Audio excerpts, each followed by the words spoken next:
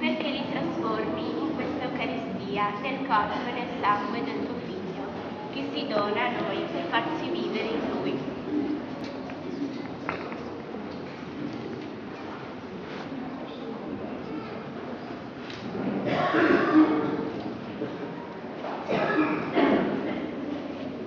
Lettere dei gruppi.